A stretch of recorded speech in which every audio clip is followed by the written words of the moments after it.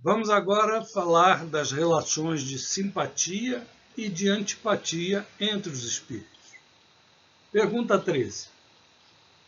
Os espíritos alimentam ódio entre si? E dois seres que tenham sido inimigos na Terra? Na pergunta 14. Que sentimento anima depois da morte aqueles a quem fizemos mal neste mundo?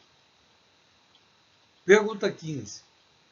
Continua a existir sempre, no mundo dos espíritos, a afeição mútua que dois seres se consagraram na Terra? E a pergunta 16.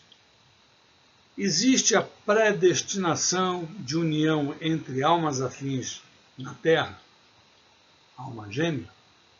Tempo para reflexão.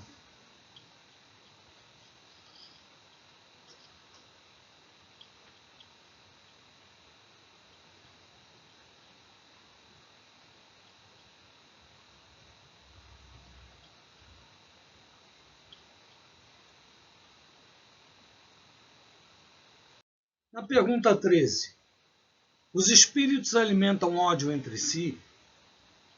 E dois seres que tenham sido inimigos na Terra? Só entre os espíritos impuros há ódio. Os inimigos na Terra, quando na erraticidade, percebem como era estúpido e infantil o ódio que se devotavam. Alguns espíritos imperfeitos podem conservar alguma animosidade enquanto não se purificam. Na pergunta 14. Que sentimentos anima depois da morte aqueles a quem fizemos mal neste mundo?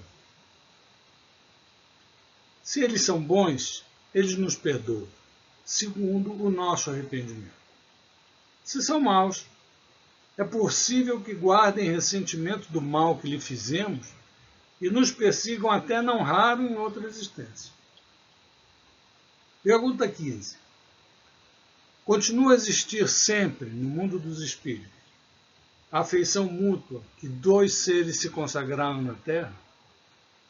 Sem dúvida, desde que originada de verdadeira simpatia.